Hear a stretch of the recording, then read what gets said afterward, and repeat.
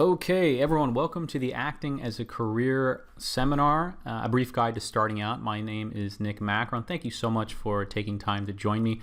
This is going to be a collection of lessons and experiences that I have gained in my 12-year journey as an acting student, professional actor, filmmaker, writer. I'm very excited to share the lessons that I've learned with you. And as always, I don't have all the answers, but if there's anything that works for you, please apply it and just kind of sift through what doesn't. So with all that said, why don't we get right to it? All right, so here's a little list of what we'll cover. I've broken this down into acts. So Act 1 is the importance of training and lifelong learning. Act 2 is deciding whether or not to pursue your career in New York City or Los Angeles. Act 3 is a big one. We talk about the importance of marketing yourself as a brand. Act 4, the art of auditioning, as they say, and I'll be sharing experiences and insights that I learned as my time as a casting reader for Broadway and ABC and NBC. Act 5, we'll talk about the importance of creating your own opportunities and not sitting idle and getting your voice out into the world. The final act will be what I call the mental game. And of course, the curtain call will be the importance of living a life and not just a career, which is the main tenet and mantra of the To the Prospective Artist movement. So the first thing I want to talk about is just your approach to learning all of this and not getting overwhelmed. This is going to take some time to master. As I said, this is 12 years of my life being poured into, essentially 70 or so slides. So I want you to just be really patient with yourself and give yourself some real estate and some room to learn. And I also think that it's wonderful that you're here, but it's also important that to be active in your learning. So if you pick something up, it's also important that you implement it and then you measure it, because we can learn a ton of information and be kind of over motivated, but if we're not doing anything with it, then at the end of the day, it really doesn't really mean much. I just want to say that the principles of this presentation are based off of an ebook that I wrote called To the Prospective Actor, a no-frills guide to starting out an acting career. And that is actually available for free at my website, www.nickmacron.com. So if you miss anything here, or if you want to sort of expand on your knowledge of the topic, then please feel free to check out the site. There's also lots of other cool stuff there. There's podcasts, there's blogs that I hope will be of service to you. All right, so let's get right into it. Act 1, training and continual learning. So just a little quick background. I studied at Columbia University School of the Arts, and I went to school there as an actor for 3 years. And when I got out of school, I was kind of under the impression that my learning was done and that I was ready to sort of grace the stages of the Barrymore and Schubert theaters. But I was just beginning my training, and what I discovered was that learning is a lifelong process in anything we do, but particularly if you want to master the craftsmanship of acting. So I would encourage you to think of learning as a culture that you're trying to develop rather than a destination. So you have to work really hard, right? I mean, we all kind of know that, but what does that mean exactly? So I want to say that there are a lot of ways to pursue a career in the arts, whether you want to be an actor or a singer or a writer. You don't have to go to a fancy BFA or an MFA program, and I want to put that out there, especially with the incredibly high costs of these programs.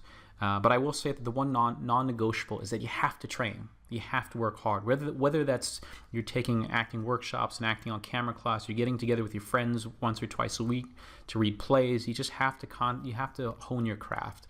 One of the reasons that you have to do this is I learned that casting directors often take a good hard look at the places that you trained, and what they want to see is that you're serious about your craftsmanship, you're serious about improving as an artist and a storyteller. And I think that says a lot about the way you're going to approach the work. If you're going to be hired for a play or a big time production, they want to know that you're willing to put the work in. So as I mentioned before, years after graduating from school, I continued to take workshops. I continued to audit courses. I worked for many years as a casting reader for Broadway and ABC. I'd meet with friends a couple times a week. They'd come over to my place. I'd go to their place. Sometimes we'd go to busy, noisy coffee shops in the middle of Manhattan. And we'd read plays. I'd see a ton of films. I read all the greats from Michael Chekhov to Larry Moss on books on acting. And I just tried to push myself as hard as I did at school. And I tried to create this culture of hard work and lifelong learning. As New England Patriots quarterback Tom Brady once said, and I'm not endorsing the Patriots, but he said you have to keep getting better, otherwise others catch up, which I think is totally true. If you want to set yourself apart from the herd, you can do that with your attitude, but you can also do that with your work ethic. So One of the reasons for this is I've noticed in my own career that if you are one of the fortunate people to get an opportunity to advance your career, you have to be ready. And that preparation instills a sense of confidence. You will never forgive yourself if you have an opportunity and you don't have the work ethic and you don't have the skill set to back it up, because that opportunity might not come again. So I really want to just emphasize and hit this home. I know I'm kind of hitting the nail on the head here, but if you're not willing to put in the hours, I'm afraid that this workshop probably won't be of much value. All right, so we have some big decisions to make, right? What to consider when deciding if a conservatory is the right fit for you? Well, first you have to obviously consider the cost. This is not a cheap investment.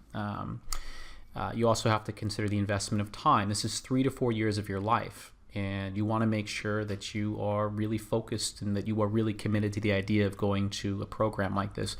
A handful of my classmates figured out pretty early on that they'd made a mistake and it wasn't the right program. So not only did they not finish, but they found themselves in quite a bit of debt. The third thing is the location of the school. I know this doesn't sound like a big deal, but let me tell you, I spent 4 years as an undergraduate in central New York, and I didn't see the sun. I didn't see the sky for 8 months, and it takes a toll on your psyche, on your impact. And so it's important to kind of take personal inventory and to think about the environment where you thrive. If you're a city person, is that going to help you as an artist? If you prefer being in more rural areas, is the climate? So just these seem like really insignificant things, but you'd be really surprised how they sort of begin to influence other parts of your life. Is a conservatory the best environment for your learning style? We don't know that. Only you know the best environment for your learning style. So some people thrive in a conservatory, and some people thrive in workshops and get-togethers. And I think the most important thing is, can you see yourself thriving in a conservatory? Is it something that you really see yourself committing to? Because again, as I say, it's a big investment of your time and of your resources. So you want to make sure that it's a good fit. Just questions to keep in mind. All right, so what about training if you're not going to be in a conservatory, if you're not going to go to a BFA program or an MFA program? All right, so I've highlighted a handful of acting coaches in the New York area. So there's the Michael Howard Studios. There is the T. Schreiber Studio, which is very well respected. The Barrow Group, which is a wonderful place. They do a lot of exciting and interesting theater there. There's On-Camera Acting with Bob Krakauer, who is, for my money, the best acting on-camera teacher, at least in New York City. He's wonderful. He has a real gift for teaching. He's patient, he's kind, he's thoughtful, and he's mastered his craft. There's also On-Camera Acting with Andrew Stewart Jones, who, full disclosure, is a close personal friend. And a wonderful actor. He was on the series Gotham for quite some time as a series regular. Pretty much everything that comes out of Andy's mouth is more or less from Bob as well. He's kind of a Bob Krakauer protege. Of course, there is the great Larry Moss. You have to book his workshop well in advance, and you have to have a thick skin because he will let you know how he feels. He's not pulling any punches, which is a really great thing if that supports your learning style. I also highly encourage you to pick up his book, Intent to Live, which for my money is the best acting book out there. There's Karen West, who is a wonderful on-camera teacher, a wonderful person, and she's on both coasts. There's Charles Tuthill, Faye Simpson, and Beth McGuire. But it's important that you guys do your homework, and that the best way to learn who the best acting teacher for you is going to be is often going to be word of mouth. So ask around. All right, so Los Angeles. Full disclosure, again, I am not as well versed in the Los Angeles acting studios as I am in New York, but here are some terrific ones. There's Karen West again. She is based in Los Angeles, but she goes to New York quite a bit. There's Margie Haber Studios. There's Leslie Kahn. There's Elizabeth Mesnick Acting Studio, Aaron Spicer Acting Studio, Deborah Aquila, and Warner Laughlin. Again, there are a lot of terrific acting teachers out there, so just remember to do your homework and do due diligence. And as I mentioned before, don't just take my word for it. There are a lot of really terrific teachers out there, but in New York and Los Angeles, but there are also a lot of not so great ones. So it's really important that you do your homework. And as I mentioned before, I think that the best form of marketing is word of mouth, especially from someone whose opinion you value.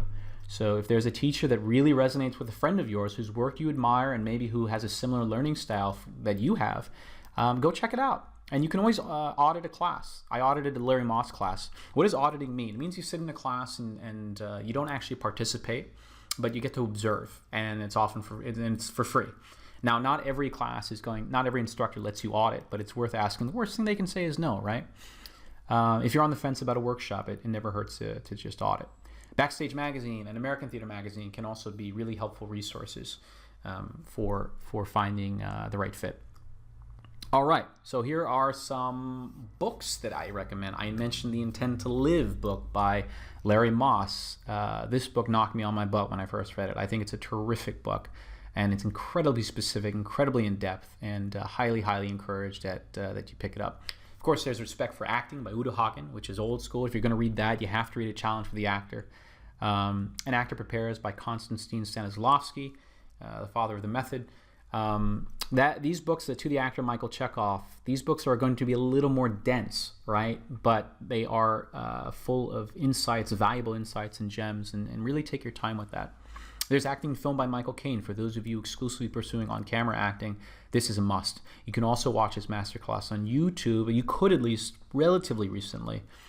And I encourage you to YouTube these instructors too, because there's probably old clips of them teaching classes, teaching workshops. And there's a book that I really love called Act as a Work by Rosemary Tischler, and it's really simple in its makeup. What she did was she found a handful of actors who have really succeeded in their craft, whether on stage or on film, and she just kind of interviewed them about the work and what makes them tick and how they thrive, and it's really terrific. I really highly encourage you to pick that up if you get a chance. All right, so quick roundup. We're moving along nicely, I think.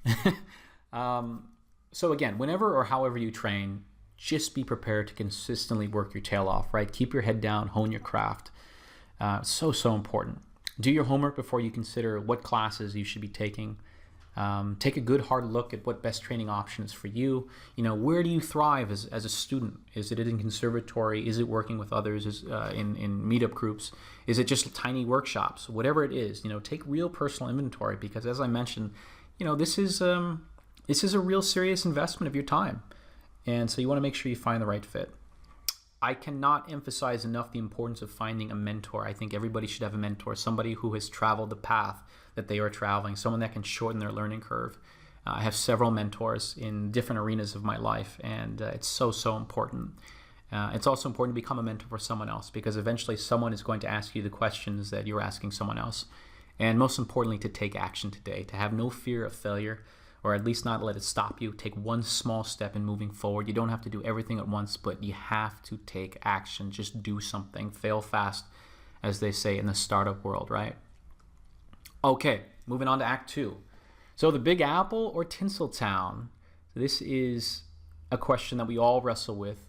So I want to tell you a little story, and this might sound hyperbolic, but this is actually pretty similar to my path and a lot of the paths of a lot of actors. So you arrive young and wide-eyed in New York City. You immediately fall in love with this bustling metropolis where you have seemingly never run out of things to do. Then, you kind of scrape by with a few side gigs while the folks back home maybe pitch in and help out for a little food and rent. But you're young. Hey, it's New York, so you forget about it, right? You start doing a little off Broadway theater. You make some good friends. Maybe you fall in love. And, of course, you land that coveted agent. And what happens after that? Lo and behold, you start auditioning for the New York-based episodics, right? The Law and Orders, the Unforgettables, the Boardwalk Empires. And then what happens is theater, not so much, right? It starts slowly falling further and further into the rear view. And then you hit a little roadblock with auditioning. And, the novelty of living in the Big Apple, it's not so sweet anymore. It's hard. Can't deal with those winters. It's 30 degrees. It's expensive. It's a grind. And then a few friends actually decide to move out to LA. And that gets you thinking, maybe I should go to LA. Then you go to this free workshop at Reproduction Studios on West 40th. They talk about whether you should go to LA or New York for an hour. And what happens? You're more confused. But now you're intense. And then what happens? Your life starts kind of taking different turns. That romantic relationship isn't so great anymore. Your agent drops you. And then you say to hell with it. and you move out west. You take off your pea coat, you leave behind your scarf, and you go out to Tinseltown, the city of angels, and then you discover you like it out there. And then you berate yourself for not making the move a little sooner. Again, that sounds like an exaggeration, but you'd be really surprised. So let's talk about the pros of each place, because I know this can be really overwhelming, and I'm quite frankly just going to kind of scratch the surface with what you should take in consideration. But here's some of the New York pros. There's no place on earth like New York. It's a vibrant, unique, incredibly interesting city, and that is going to serve your work as an actor. There's just no other place like it. Every time when I was a really young actor, I used to read a play, and and it would take place in New York, and I would think to myself, this would never happen in real life. And then you go to New York and you see it happen, and you're like, no, not only could it, but it does. And it sort of broadens your perspective on the human condition, on human nature, and it will make you a better actor. You're surrounded by people who are super ambitious. Nobody goes to New York just to kind of go to New York. They go there to be the best at what they want to do. And look, it can be exhausting to be around so many type A folks on a day in and day out basis, but it's also inspiring as an actor because you realize you have to create your own opportunities. Complacency is not an option because people will pass you by. It's also really easy to find chances and opportunities to practice your craft. There's classes everywhere. You can take a reading. You can go to a workshop. You can go participate in a student film at NYU or Columbia. You can do an off-Broadway play. You can write a play. You can workshop a play. Community is all around you. So it's really hard to not feed off that. It's also easier to navigate your way through New York because there's just, quite frankly, less work out there. So you usually have a little bit more of an understanding of the episodics of what's filming there. It's easier to kind of control. There's a lot of really interesting theater happening in New York. I actually think there's more interesting theater happening off Broadway right now and off Broadway. Broadway's kind of playing it safe, understandably, because there's a lot of money at stake. But I think really compelling work is happening, beyond the stages of 42nd to about 50th. Although there are some terrific plays there still. There's a lot of independent movie houses. You can see movies from all over the world there. There's a lot of exciting film festivals. Go out there and be a part of it. There's great networking opportunities. And it's great. It's just a great way to establish community and to meet friends and to meet like-minded people who are doing what you want to do. What's better than that? So community's in your face all the time, for better or for worse. The minute you step out of your front door, it finds you. And I think personally that it has way more benefits than drawbacks. So those are some things to consider about New York. All right, so we got to be fair. We got to talk about the cons. I'm madly in love with New York, but I have to be able to try to be as objective as possible. There's just not as much work out there. At the end of the day, New York is a theater town, so that reflects in just the number of episodics. It's not a bad thing that it's a theater town if that's your primary goal. But if you know in your heart of hearts that all you want to do is television and film, New York might not be the right place for you. Everybody knows that New York is expensive, and it just makes invariably it becomes tougher to live. It's a remarkable place, and for that reason, a lot of people want to live there, and everything is just tougher. The grind, the pace, the cost of food, and the weather. And depending on what you want to accomplish as an actor, you might kind of start to feel that you've reached a ceiling with what's available in New York. If you've done every episodic, if you've done every guest star, if you've done every co-star, if you have kind of done that coveted Broadway thing and you want to, which is an amazing accomplishment, you want to move on from that, you might feel as if you've sort of exhausted the opportunities for growth as an artist, as an actor. You may or may not. There's always compelling work going on, but it really depends on what you want to accomplish. So it's important to ask yourself that question and to know those things. Okay, let's talk about LA. What are the pros? Without a doubt, the entertainment hub. New York just cannot keep up with the number of productions, both in TV and film, that are going there. No matter how many tax breaks New York gives, there's always going to be more work in LA because the industry is based there. As I mentioned before, if your first love is TV and film and you have no interest in doing theater, this might be where you should hang your hat. I think LA is a way more interesting city than it gets credit for. Especially for me, I grew up in the San Francisco Bay Area, and we're kind of conditioned to believe that LA is this awful place, but it's a wonderful place. It's a very interesting place, incredibly diverse, and I think it's a great city. I really do. There are some, and back to the acting world, there are some very respectable and interesting theaters in and around, like the Red Cat and Pasadena Playhouse, which I lived a couple blocks away from. Again, let's talk about the weather. You guys are like, what's up with this guy and the weather? But it might not be a hard sell to talk about how great the weather is, but the atmosphere lends itself to an environment that just feels a little bit less tense. And what I noticed out there in my time was that the actors out there were a little bit more like, hey, I'm going to go out, I'm going to audition, I'm going to give it my best shot, but my life doesn't depend on this. And I felt like every actor in New York felt like it did. You have to be ambitious. You have to work hard in LA. But the sort of broader temperament of this town is that, it's about living a grounded and well-rounded lifestyle, which I think is so, so important. And that's a huge part of the To the Prospective Artist movement. And I think that, broadly speaking, is kind of missing in New York because it's such a tough place to live. LA has a lot of actors, newsflash. So you can't do anything without running into another actor, a writer, a producer, or somebody who says that they are. So what happens as a byproduct of this is it's easy to collaborate with people, which is awesome. But you want to make sure that you surround yourself with people who are also productive, who are who they say they are, who are positive, and who are like-minded in their ambitions. LA is home to some of the top film schools in the world. There's USC, there's Chapman, there's AFI. So what's the deal with that? Why am I bringing this up? Well, many of the kids and many of the people who are studying film there, well, they're going to be somebody someday, right? They're going to be the future Spike Lees. They're going to be the next Finchers. They're going to be the next Gus Van Sants. They're going to be the next Catherine Bigelow. So in the meantime, they're making lots of films. And films need actors. And you're an actor. Do you see where this is going? So you want to find ways to make their acquaintance, to put yourself out there, to get involved, and to link up with these talented directors. Years ago, I linked up with an NYU MFA filmmaker. We are still really close friends to this day, and I've been in 2, 3, 4 of his productions, and I look at it as a lifelong collaboration. So it's really important that you find those like-minded artists that you're going to do work with. All right, we got to talk about the cons now. I keep talking about the weather. I'll stop doing that, and let's talk about community. There's that word again. So LA is a really diverse and interesting place. But it's also really spread out. And you've probably heard that you need a car in this town.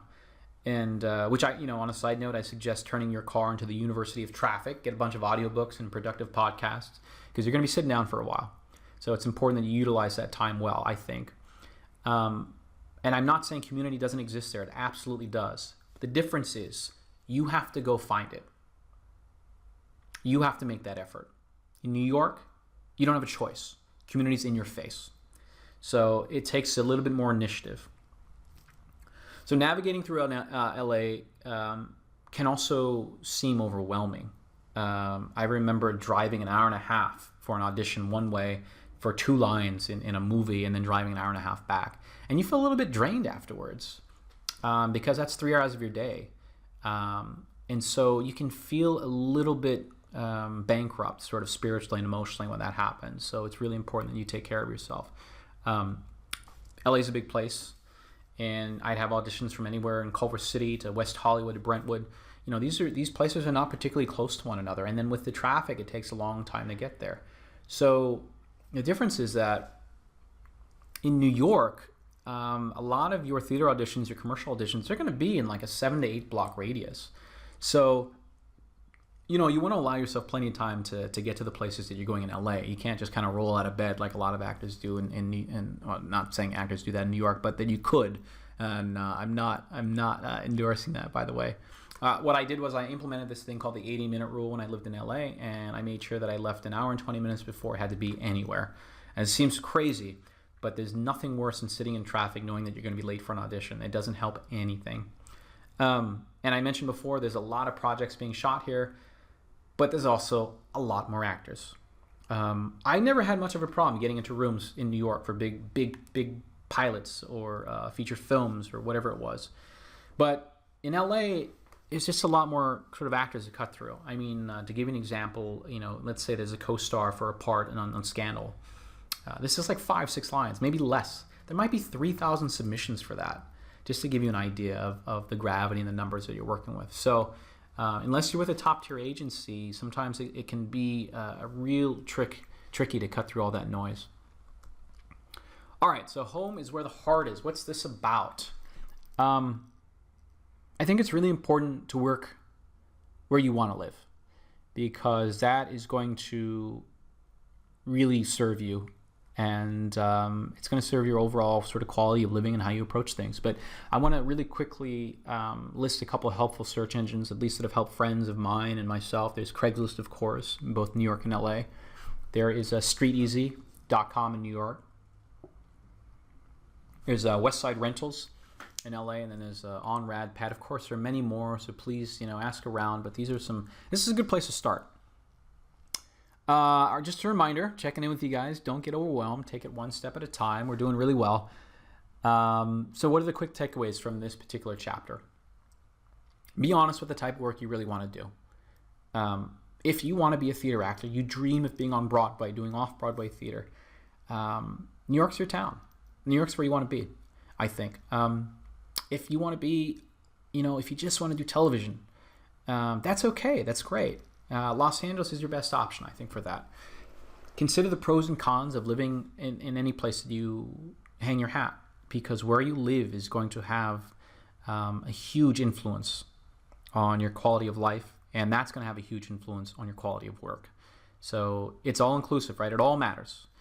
And as I mentioned a couple seconds ago, just live and work where you think you'll be most happy.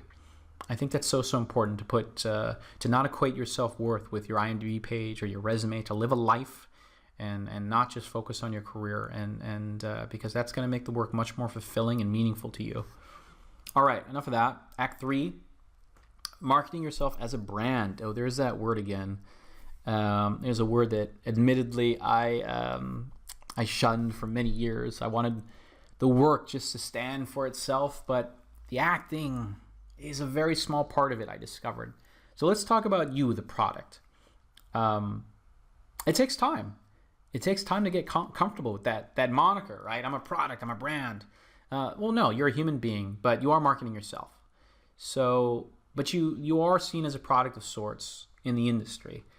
And as I mentioned before, when I got out of Columbia, all I wanted to do was act. That's such a tiny part of it. It's such a small part of it. Because you have to look at it from an industry standpoint and an agency standpoint. And in order for them to generate revenue, then the product has to be marketable, and that has to sell. And the only way that sells is by having value. Now,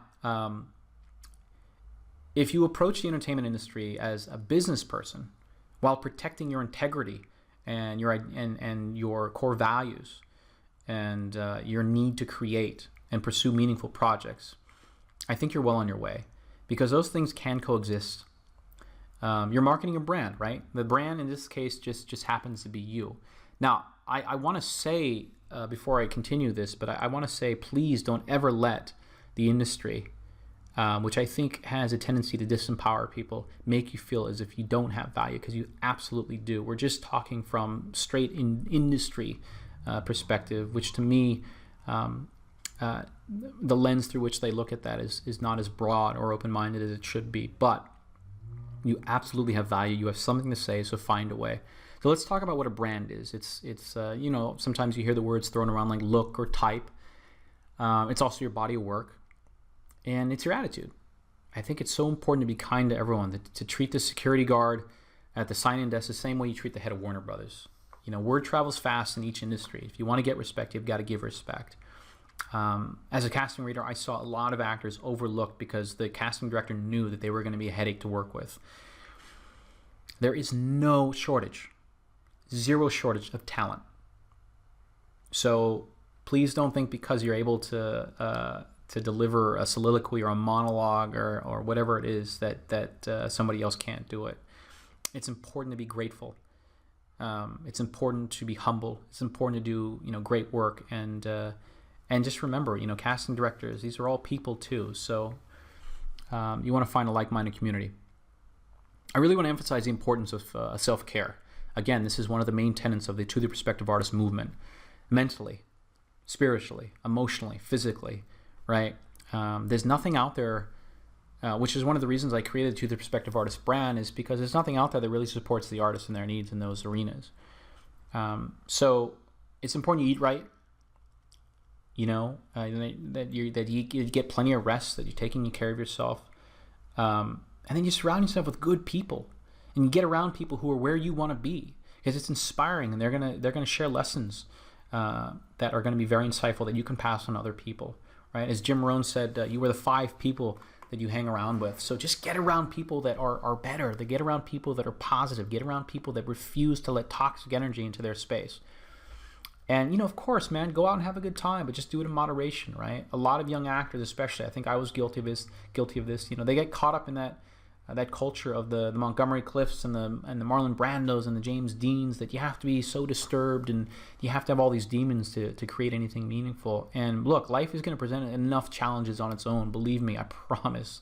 So you don't have to manufacture those. Take care of yourself, man. Be good to yourself. And that's going to reflect in your work. I really, really, in my heart of hearts, I'm a firm believer of that. And it took me a long time to figure those things out.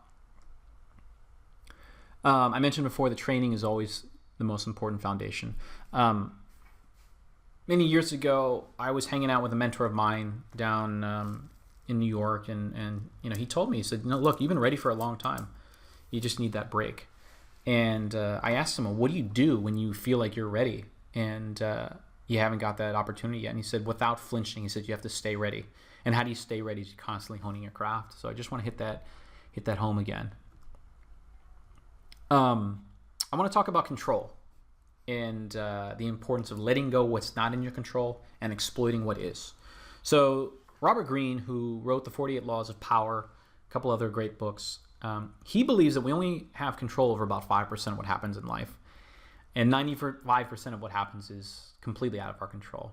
Whether you believe that or not, is completely up to you. But I think what is important is recognizing that, there are a lot of things that are not within our power, within our influence.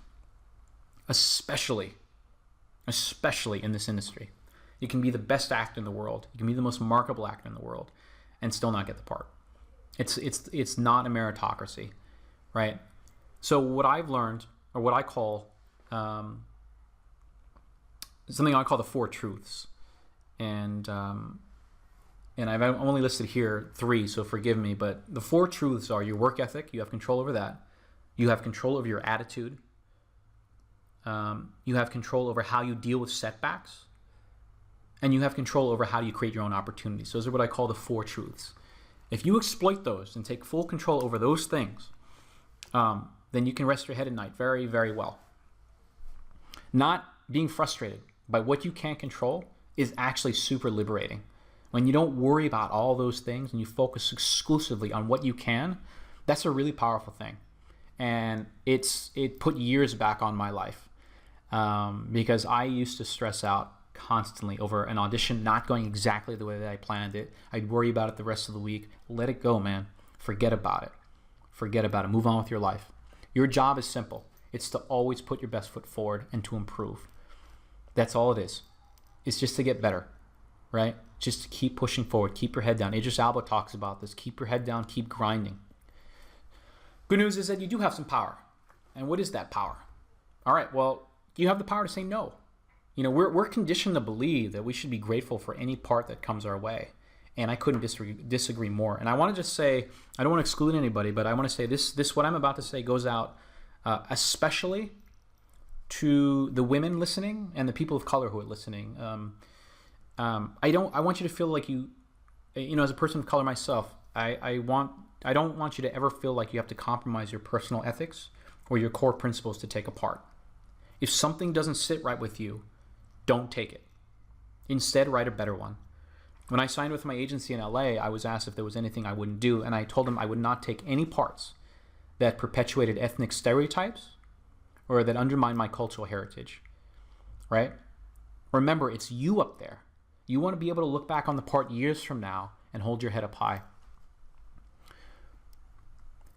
I just mentioned this. I talked about how I wouldn't take on those type of roles, and I have to say, look, I was really glad and very happy and relieved that the agency asked me this.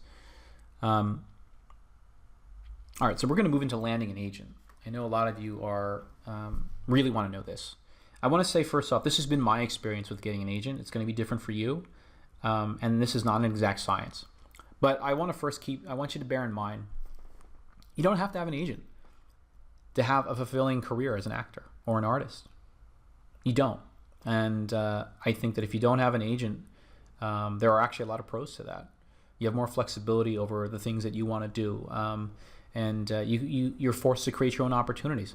Now, I want to say, if you do get an opportunity to link up with good representation, absolutely, of course, do it.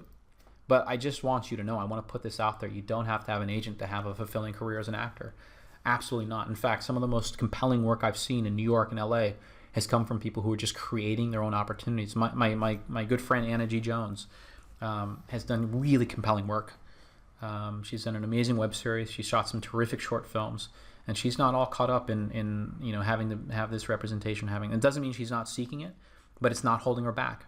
And the most important thing is to take initiative, to take action, and to create your own opportunities.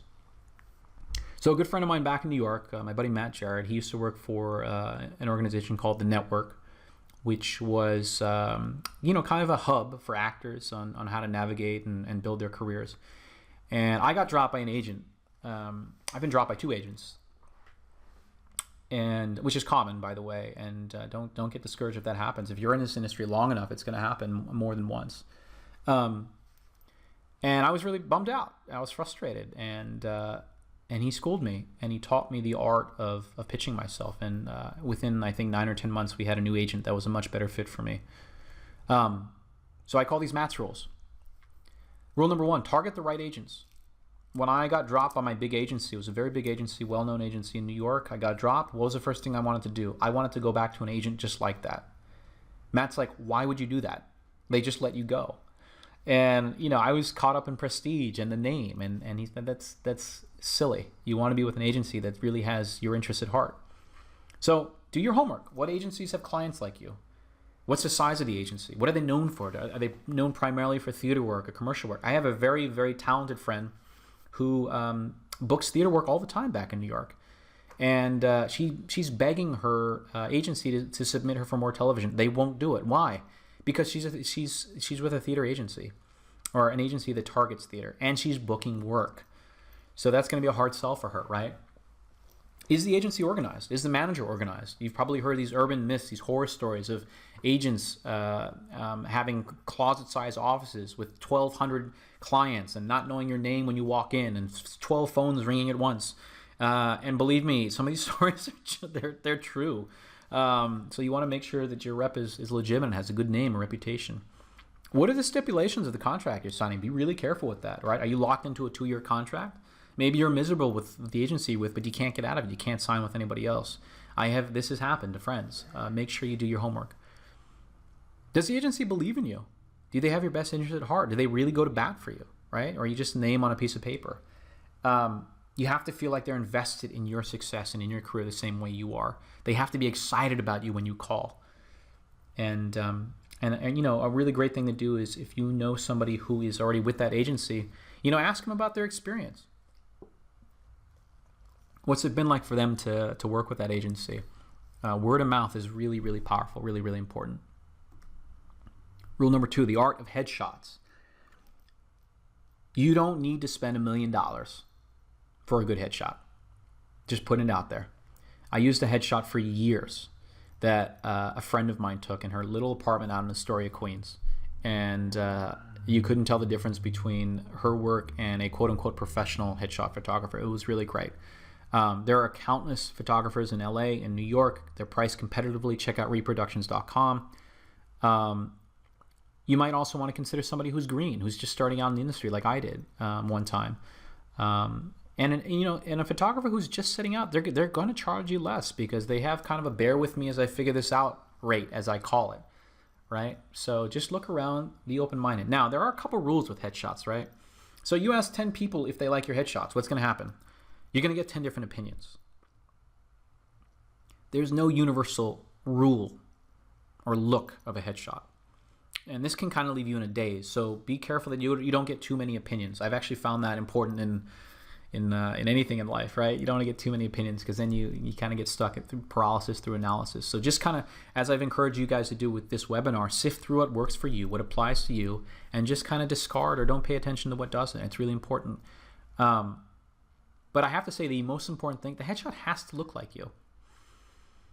You know, if you walk into a room and you've got a completely different hairstyle, or you've gotten some tattoos, or you wear your hair in a different way, or you've got a completely different style, that's going to frustrate a casting director, because they think someone with a certain style is coming in that room, and when they come in and they do a 180, it's kind of a waste of their time. So if you've got a couple quote-unquote looks that you go with, then take those photos too, but make sure that they look like you. That's really, really important. And nothing is more frustrating for a casting director when you walk in the room and you're not who you sort of appear to be or said you were going to be. So just make sure that it's relatively in harmony with the shots you took, and just be true to your wonderful, authentic self. Right? A good photographer knows how to get that out. I mean, let's be honest. Sitting there and having somebody take photos of you with a fake smile, or learning to laugh, and it's really weird and it's unconventional, and it can be uncomfortable, but it can be fun if you find the right photographer. And so you want to find someone that you vibe with, have an interview with them and kind of outline your goals. Because if you're with somebody who just makes you tense, it's going to reflect in your photos. I guarantee it. Guarantee it. All right, so here are a couple of really old headshots of mine. The one on the left is straight out of grad school. I think I'm like 27 or 28 there. And then the one on the right is like 3 or 4 years later. And they're very different shots. I can kind of dissect and tell you what's wrong with some of them. Personally, I think the headshot on the left is a little too up close, but that's just me. But anyway, my point in showing you this is just showing the different looks. Like, let me go back a slide. So you have the one on the right. I don't know what that would be. Maybe a hip motorcycle guy. I don't know. But then, a couple years later, you have maybe the young hip dad, if you will, on the left side, and then you have sort of the business look on the right. If you're going in for Law and Order, if you're going in for a procedural, you want to have different options. So I say this respectfully.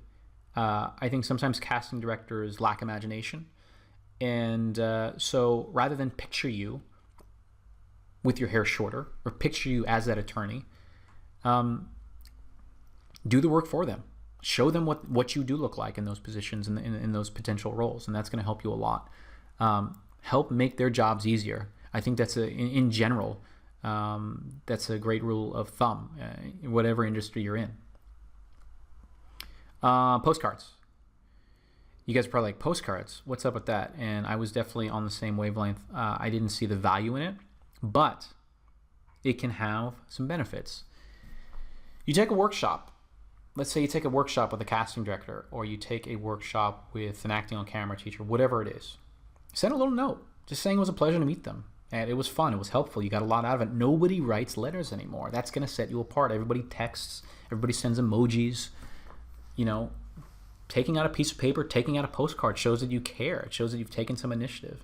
But you have to have something to say too, right? So if you can include, if your angle is to get on their radar, you want to include what you've been up to. You want to show that you're taking initiative with your career. Here's my postcard. A good friend of mine, Judith Ray, back in New York, she took this photo. We spent the whole day together in New York one cold February afternoon, and we just took a bunch of photos, and this became a postcard, I believe. And on the back, because they see tons and tons of people, so maybe they're not going to be able to connect the name with the face. So help them out again, as we said before. When I was targeting agents, a good friend of mine told me that I had to aim then shoot, because he saw that I didn't have a strategy. I was just kind of throwing out headshots and letters and cover letters to random people, and I didn't really have a purpose behind it. He says, you got to think about it. What is it that you want them to know about you? What is it that you're doing? What are you up to? You guys have to understand that agents are incredibly busy people, and they have a lot of people vying for their attention constantly. So what's going to set you apart, I think, is if you are approaching them with a different angle, a succinct letter saying what you're up to and how great it'd be to work with them, or what a pleasure it was to meet them, and being earnest and doing it in a different way. Think unconventionally. I think that the minute you start thinking differently, you start to set yourself apart from the herd. Okay, rule number 4, having a strong resume. Look, when you're first starting off, you're not going to have, Robert Downey Jr.'s credits. Understandably, and casting directors totally get it. But the ones you do have should pop, and they should be easy to read. And that's very, very important to have a template that's easy to read, that's easy on the eyes. And I think that this actually is a sort of a sneak peek into your broader organizational skills and your approach to work and your work ethic and the seriousness through which you approach your career. If you want to take a peek, I don't know if it's up there anymore, but my resume used to be on nickmacron.com. If it's not there, please feel free to throw me a shout, and I will happily send you my resume if you want to look at the structure. You can contact me through nickmacron.com, and absolutely happy to send it to you. And I took my format from another guy who took his format from another guy, and it's worked for me for years. So we talked about postcards. Let's talk a little bit about cover letters. So you want to be succinct. As I mentioned, casting directors have a lot of people vying for their attention. The letter should be succinct, but it has to include a lot of information. So that's tough. So here are some of the bullet points. What you been up to? What do you have coming up? And why you think you'd be a good fit for the agency? All right. So what the letter, it's got to pop, and it has to show that you offer a sense of value to this organization. That's the most important part of this. That's why you're sending it. So here's my letter from, probably 5-6 years ago now. Hey, Steve, I wanted to drop you a quick line and let you know about a few recent career developments. I'm currently helping to develop the stage version of the hit Gomorrah, in which I play a lead role opposite Rocco Sisto, okay, who's on The Sopranos. You want to mention, if you're working with any big-time actors or actors who are notable, include that. It shows that you're working with people who are notable, who are doing things.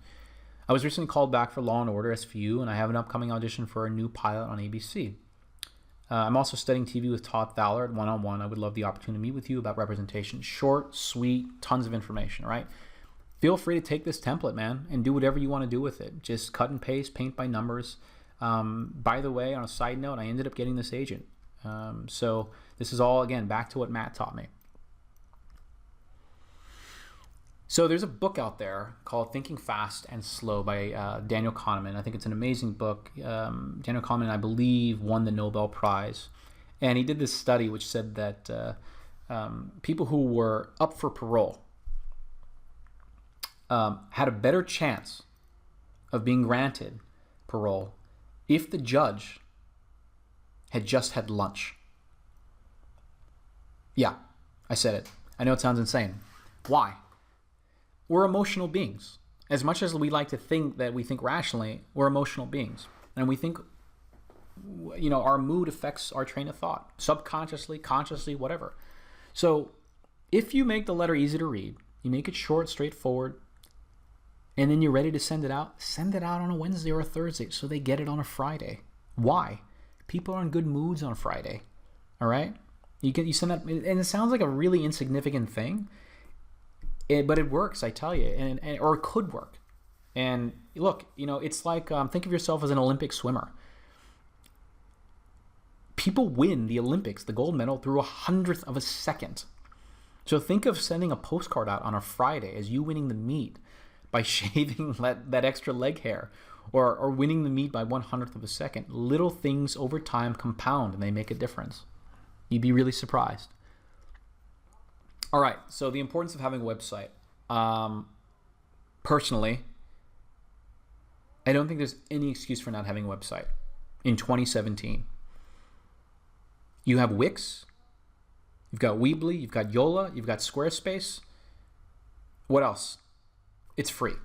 So there's no excuse now, right? It's easy, it's cheap to set up, it's very sleek and professional looking sites. You don't even have to be tech savvy. Listen, you guys don't want me screwing in a light bulb, and I can navigate through these sites. So I am not a tech savvy person, but I managed to navigate these things. If you're not a tech savvy person, you can find someone who is to help you out, or you can go to Fiverr.com, Fiverr.com, and you can link up with a web developer that can navigate and help you through it for reasonable rates. But my point is that there's just no excuse to not get started. And there are some rewards to that. It shows that you're serious about taking initiative with your career, and you have a platform where casting directors and potential collaborators can see what you've been up to all on one page. So here is my old website. This is not current. It was just revamped, more for the To the Prospective Artist movement and brand. But you see, it's pretty straightforward. I've got the homepage. I've got a bio, reel, photos, reviews, news, and contact, what I've been up to, and I've got my reel, boom, right up in the middle, so you can see what body of work I've done.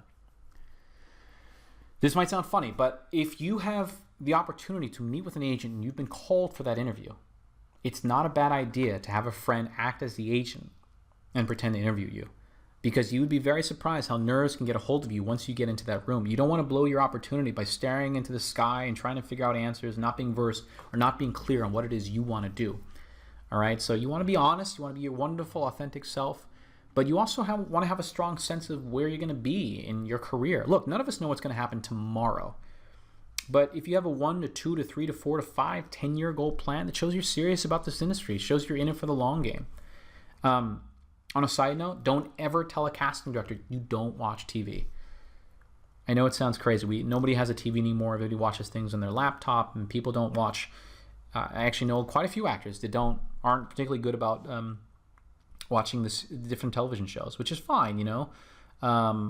If it's fine to some degree if you want to go off and do other things and you find other things more useful, but I don't see the value in wanting to pursue a career in television and not seeing or not watching television and not being familiar with the shows you're auditioning for. There's really no excuse for that. If you walk into an audition room, you walk in to meet a casting director or an agent, they're going to ask you what programs you watch. And if you tell them you don't watch TV, they're going to be like, why are you here? So, just take some personal inventory of that and make sure that that you are keeping up with what's going on in this sort of what some call a golden age of television. And just reconnect with your passion, man. Why do you want to do this? And let that pour out of you. Because people want to be around passionate people and who really, really want to do this. I'm going to talk really briefly on something called pay-to-play workshops. So what are pay-to-play workshops? You go to a place like 101 and you pay a certain sum of money you're going to be in the room with a group of other actors, between 11 to 15 actors, and you sit down and you listen to a casting director give their spiel. And, invariably people ask the same 3 questions, on how did you get into casting? What are your pet peeves? What do you look for in an actor? But you do get 3-4 minutes of that casting director's time. It's a long shot oftentimes, but sometimes it can help. I don't have time I don't want to bore you with a lot of people have different opinions on the rules and the ethics of this setup. And we can debate that until the cows come home. But for some people, it can work. Some people look at it as a way of taking initiative with their career. And sometimes if you have the right scene, you have the right opportunity, you might get called. I've been called for pilots. I've landed an agent. I've booked a part in a film. So for me, it worked. But full disclosure, I had a lot of at-bats. I'm talking about 3-4 opportunities out of 75, 80 times of going. So the percentages are going to be low. But the pros are it's a way to meet other actors who you may end up collaborating with. And what you can do is you can ask to be a reader. And you're going to learn a ton, but you might end up cultivating a little relationship with the casting director that you're sitting next to for 3-4 hours, right?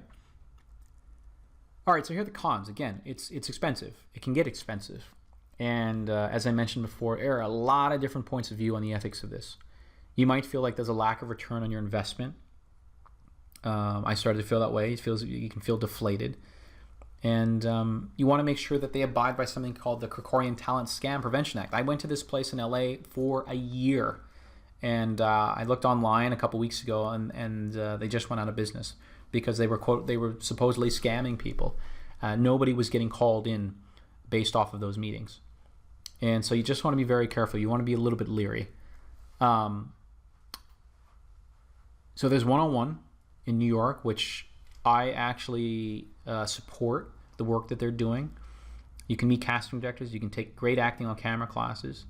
One of the things I encourage you to do there is every year they have auditions for the NYU and Columbia MFA directors. You're going to go to their schools. I went to Columbia. You're going to go into a room, and there'll be, 10, 15 MFA film directors, and you're going to audition for them. You're going to leave your headshot, and they'll give you a call if you're right for a project that's coming up. There was a network for quite some time, and then in LA there's one-on-one. All right, we are nearing the end here. Thank you for hanging with me. I want to talk quickly about auditioning, the art of auditioning.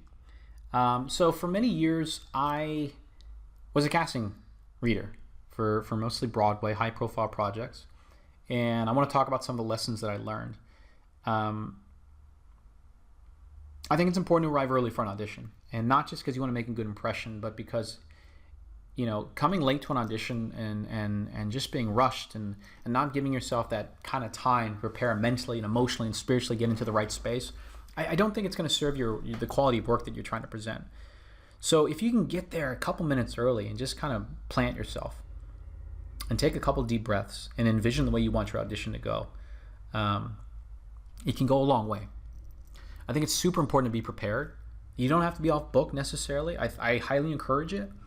Because you're going to get the sides sometimes the night before, and you can have them in your hand. And actually, on the other side of being off book, what happens is sometimes it makes a casting director nervous because they think you're going to go on off book. They think you're going to forget a line and have to search for the script, and sometimes it can look too performative. And so my point is that it's always nice to have the sides, maybe in your back pocket or in your hand, so you can go to it when necessary. But always be prepared. What's super important is that you come into the room with choices.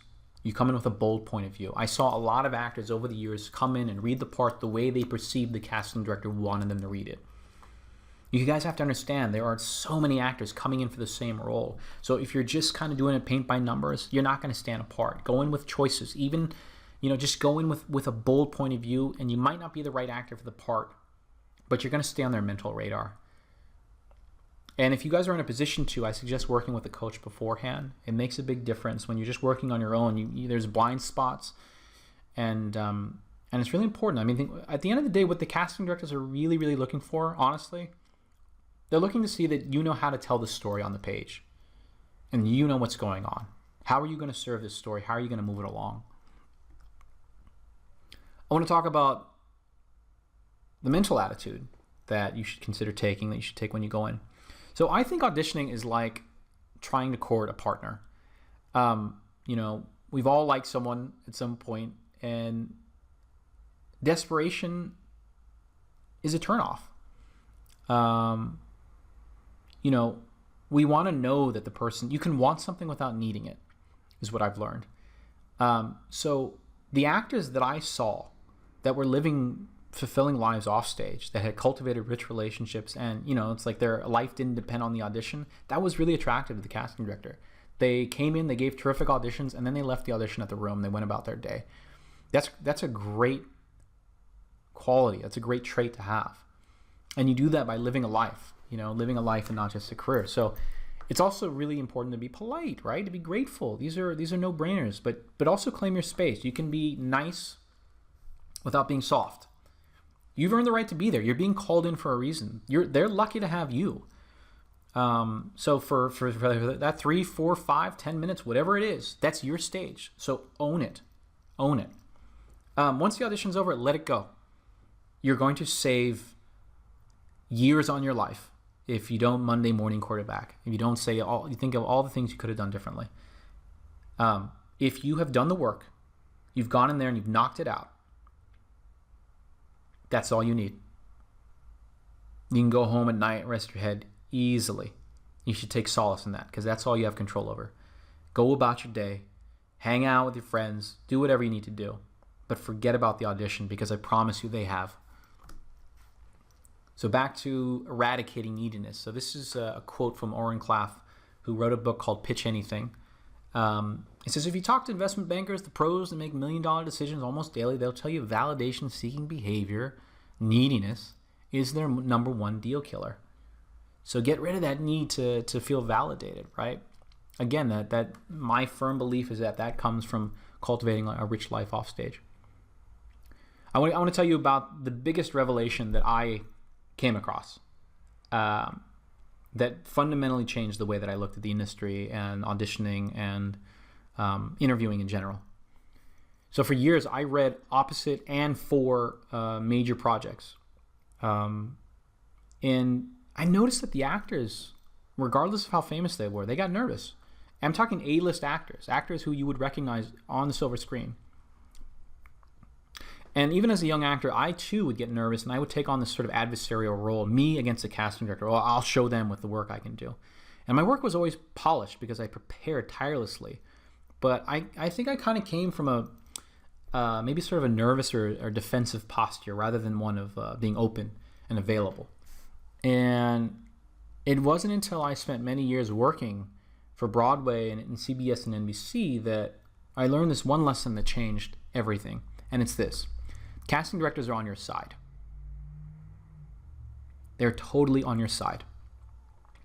They want you to be great because they want you to be the answer to their problems. They're trying to solve a problem. They're trying to cast a show. They're trying to cast a show, a TV program, whatever it is. They want to find those people to tell that story.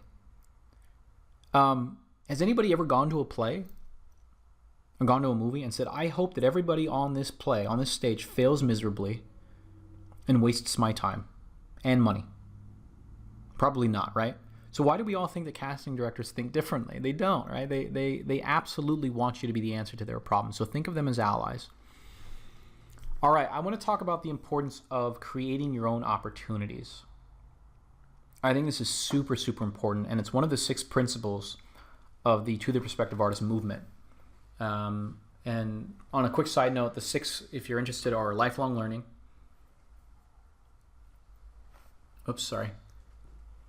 Lifelong learning, travel, service to others, defining success on your own terms, creating your own opportunities, and knowing when it's time to pivot towards another dream. So let's talk about creating.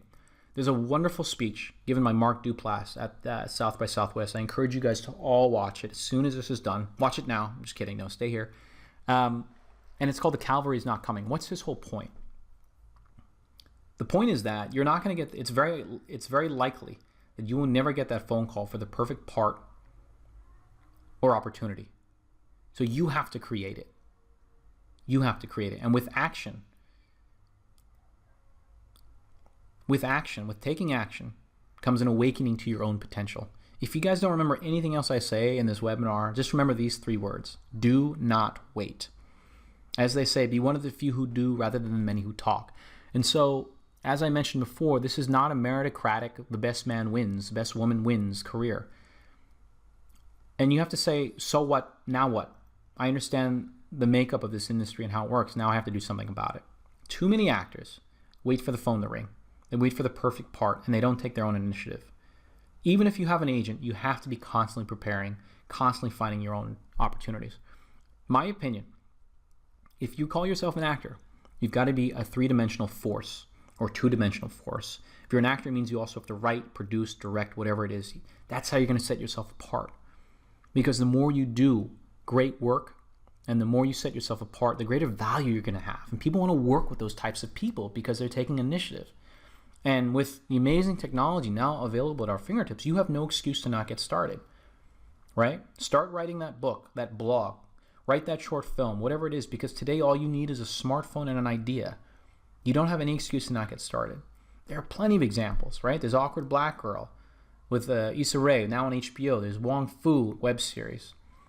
There's the Sundance hit Tangerine, which was filmed on an iPhone. So I really encourage you guys to go out there and just start doing stuff. So I'm going to talk a little bit about a conversation that you can potentially have. 2 different types of conversation. Hi, I'm Jeff. I'm an actor. I just wanted to quickly introduce myself. Can I send you a headshot or call you sometime to talk about the projects you're working on that I might be right for? Okay? So there's that. You're talking to a director. Versus this. Hi, I'm Jeff. I'm an actor, but I also write and produce. In fact, I have a few shorts in various festivals across the country right now, and I have several feature-length scripts I've written as well. Right now, I'm getting ready to shoot a small film with some great actor friends of mine back in New York.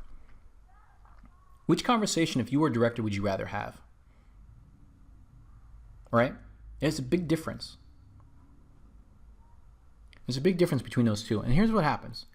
From a director, a casting director, or producer's point of view, the conversation goes from this. This person wants something from me, which immediately makes you leery, to this person wants to collaborate with me. That is a completely different conversation, right? So, transitioning into the mental game. Spend your time wisely. I was actually just talking to a good friend of mine this afternoon about this, and we were talking about the comparison game and how it's a big waste of time. And you compare yourself and you equate I've seen too many absurdly talented friends of mine who are actors have no self-esteem because they equate their self-worth as a storyteller with their IMDb page or their resume. And it just breaks my heart that we let the industry define our value as storytellers and even as people. And I encourage you not to do that in any capacity that you can. And I think that happens by living a rich life and creating your own opportunities. Some of you will get a break right out the gates. Some of you won't. Don't dwell, support. I really believe there's enough of the pie for all of us. I believe that somebody's success doesn't have to come at the expense of someone else's failure. This industry is already so competitive that I think if we focus on our shared bond as storytellers, and we can be much less fragmented. I think it's so much more important, so much more interesting to support one another. You're in competition with yourself. Your only job is to be better than you were yesterday, not just at acting, but in every arena in your life, right? So be happy first. I'm going to be happy when I book that series regular. I'm going to be happy when I'm on Broadway. Be happy first. I also want to tell you to protect the artist inside. Years ago, I went to a commercial audition for Budweiser back in New York, and I ran into a kid, not really a kid, but a guy that was 2 years above me at Columbia. And I was just bummed when I got out of that audition and the things we had to do in there to sell this product. And I ran into him in the hallway, and I said, man, is this why we went to school? Is this why we studied Shakespeare and Chekhov and Brecht to pitch a beer product? And he goes, no, that's not at all why we went to school. That's something completely different. What you're doing now is you're trying to get work. You're trying to pay the bills. That, Chekhov, Shakespeare, that's something else. Protect that. So don't ever forget why you fell in love with storytelling, why you fell in love with writing, singing, whatever it is. Protect that artist inside, whatever you have to do. You want to tell stories, all right? Certain projects that you're going to get pitched for, they're not going to be lucrative. I'm sorry, certain projects that your agent's going to pitch you for might make you money, but they might not be fulfilling personally. There are countless people on a series in LA and New York that are making loads of money that are miserable because they're not challenged creatively. If you want to write a one-man show, you want to perform a one-man show, I'm performing a one-man show in the fall back in New York. I'm not going to make a dime off of it. I don't care because I have to say it's a story that I want to share. I encourage you to really, really protect the integrity of your artistry. And if there's a project that you have to do and it's not lucrative, who cares? Do it. Do it. I want to go back to something I said earlier in this webinar, which was please don't let anyone tell you that you shouldn't be doing this. I have to say that, in my opinion, trying to talk somebody out of their highest aspirations, I think it's a form of bullying. I really do, in my heart of hearts. Trying to project somebody's fears onto you through bitterness and doubt and insecurity so that you won't pursue something that they didn't have the courage to pursue on their own, I think that's lame. And unfortunately, it often comes from the people who love us most and they think they have our best interests at heart. And, in their defense, maybe they really believe that. I'm not saying to not be open to constructive feedback. I am saying to protect your dreams fiercely. You're going to come up against a lot of resistance in this industry, so it's crucial you surround yourself with like-minded people who support your vision, who have your back, and will hold you accountable to taking action. So choose your brain trust very wisely and be vigilant about protecting your dream. I also want to say you don't have to share your dreams with everybody. If you know somebody's going to be toxic, not supportive, man, tell them you want to be a race car driver. Whatever it is, you don't have to share your dream with them. Being a race car driver would be pretty cool. But all right, so finally, the curtain call. Live a life and not just a career. You guys have heard me talk about this throughout the webinar. This is the whole foundation for the To The Perspective Artist movement, brand. I think it's so important. What's the bigger picture? Live your life, man. The more you fill your life with important, meaningful people, experiences, relationships, the more you're going to be able to take setbacks in your career in stride, because you'll have cultivated something called perspective. And that perspective is going to get you through dark times in your life. And it's also, this is the craziest part, it's going to make you a better actor. The more you read, learn, travel, succeed, fail, fall in love, have your heart broken, the more compelling your life story is going to be. And in time, you will find yourself slowly evolving into a person who refuses to be defined by one thing. And I made the decision not to equate my self-worth with my resume or IMDb page. There's so much more than that. Acting is what I do. It's not who I am. So surround yourself with positive people. Not delusional people, but positive, grounded people. You know what I mean? And get their feedback. And their honest feedback. And you want to find people who know you well and are going to hold you accountable, hold your feet to the fire. In the summer of 2014, I traveled to a place called Chitwan, which is in Nepal, and I spent several weeks at an orphanage. And this is, I mentioned this in my TED Talk, which is available. You can watch it on YouTube if you want. Just type in Nick Macaron. I talk about the 6 principles. And long story short is one afternoon we had to gather food for dinner at this orphanage. And the night before it rained heavily for hours. And so in less than an hour, my entire body was caked in mud. It was over 100 degrees. And I remember looking at the ground, wondering why on earth I had agreed to be here. But when I looked up, I saw these kids. They were laughing, they were playing, and they were turning this work into a game. They were so happy. And I have to tell you that this had a profound influence on my life. And they taught me that there will always be someone in the world worse off than you, that helping people help themselves gives integrity to your ambition, and that happiness to some degree is a choice. So when I got back, you guys can imagine the perspective that I gained. Not getting that call back for that pilot, it wasn't the end of the world anymore because I had perspective, right? My life didn't hang in the balance with each audition. So I want to close out by saying something else that a very talented director who directed my class in our final play at Columbia, thesis play. After a really tough rehearsal, she pulled us all aside and she said these words. She said, the more you build who you are as a person, how you educate yourself, how you identify with the world, what interests you in the world, the issues you care about, all of those things will help make you a better performer. And she was right. I took classes to improve my computer skills. I tried learning a new language. I was rejected by every graduate school I applied to as I considered a career change. But I have to tell you that what this all taught me was that all those years in acting class and movement class and voice class actually had very little to do with being a famous actor. If anything, we were being taught to be lifelong learners, to be bold, to be kind, and to speak our minds. And if we were lucky, we might become great actors in the process. But the point was to live a life and not just a career, and to be open to where life might take us. So in closing, I just want to tell you guys, I wish you guys all success beyond your wildest dreams, whatever that means for you. I tell you to be bold, to be great, and to remember life is short. So please go out and create something, because I really firmly believe that the world needs to hear your voice. And I want to sincerely thank you all for tuning in. And I hope this was of service to you. And you can check me out on nickmacaron.com. There's blogs and there's posts if you just want to throw me a shout. But thank you so much for your time. I really appreciate it.